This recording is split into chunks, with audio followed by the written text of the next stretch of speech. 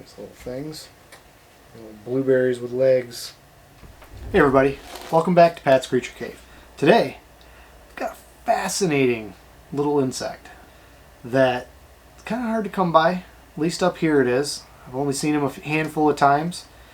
They're fun, playful little things that are pretty serious about playing dead. I'm talking about the Blue Death Feigning Beetle. Look like a little blueberry with legs. See if I can show you one of these guys. Hopefully I'm not going to be showing you a dead bug. Now, these are a desert beetle, darkling beetle. Typically survive in the deserts by eating dead bugs. So they don't really need any water. The pupas, or the larvae do.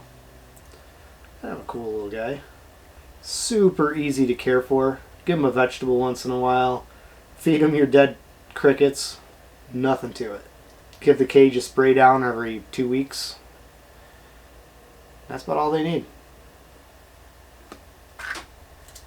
Let me start getting the cage set up. And I'll explain how we're going to keep these guys. They do like it to be a little warmer with a heat gradient. I'm going to use an 18 by 18 Exoterra with a small heat dome on the one side along with an LED light. They do not need UVB light, and they're kind of crepuscular where they're going to be out early mornings, evenings, but they'll still remain active during the day. A lot of that's temperature based. They seem to be more active when the temperature's above 80. My particular reptile room, if you want to call it that, usually stays about 75 during the day, 74, with it dropping down to about 68 to 70 at night. We'll run a heat lamp during the day, kind of warm it up, make sure it stays dry. These guys are fascinating that if they get wet, they're going to turn black because they actually have a coating that they excrete, which is what gives them that blue, which also helps keep them from drying out in the deserts. So if humidity is too high, they're not going to be the right color. So basically you can control your humidity without a gauge by just basing it on how these little beetles look. If they turn black or they're not quite as blue, your humidity is too high. If they're blue, you're good. Now, for substrate, we're not going to do anything special with the background or anything. It looks desertish. So natural sand, which is the Exoterra riverbed sand. I like the coloring. I like the look of it. So we're going to dump in quite a bit of this. Obviously that's not nearly enough. Stuff's actually kind of hard to find locally.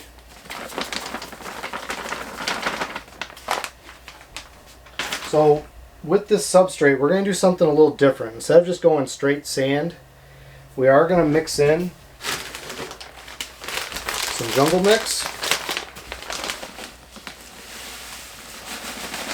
Just because I like how it looks, as far as it reminds me more of a desert instead of just straight sand. It actually kind of looks like there's some organic matter in it as well.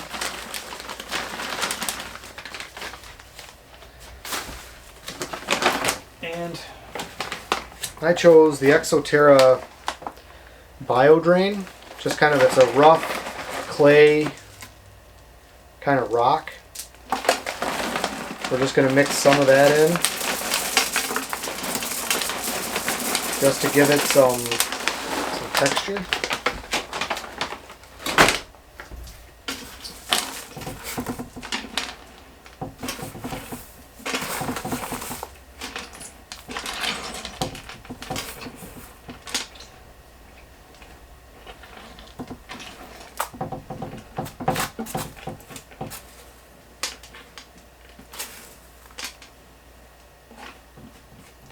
Now, one of the other things I'm going to do is create a section with some more where I can keep it a little bit wetter.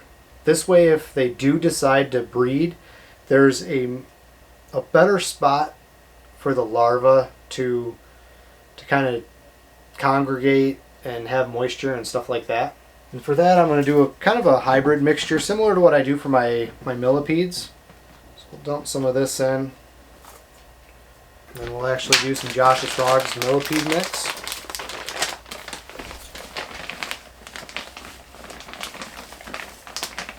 So it'll be about 25% of this, and this will hopefully hold some moisture without being overly damp, but it should work out pretty well.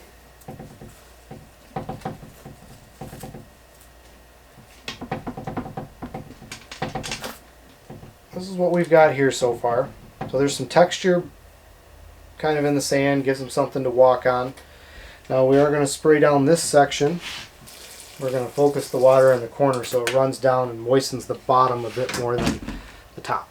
Now, we're going to give them some stuff to climb on, cork bark and whatnot.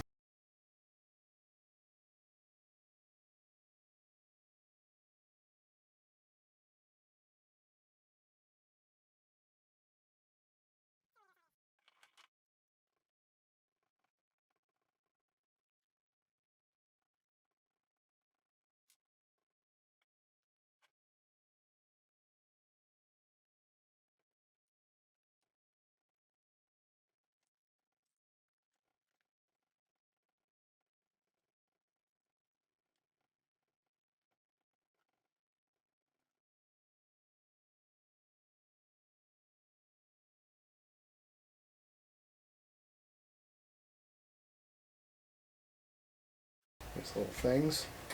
Little blueberries with legs. Alright, we've got the enclosure all set up. Once I get it on the shelf, I will add the heat lamp, which will probably be about right here towards the back over top of some of the cork bark. I'm also going to add an LED light, just so they have a nice good day and night cycle, which will be more towards the front. If anybody has any questions about these, hopefully I covered everything. If I didn't, I'll try to do another video.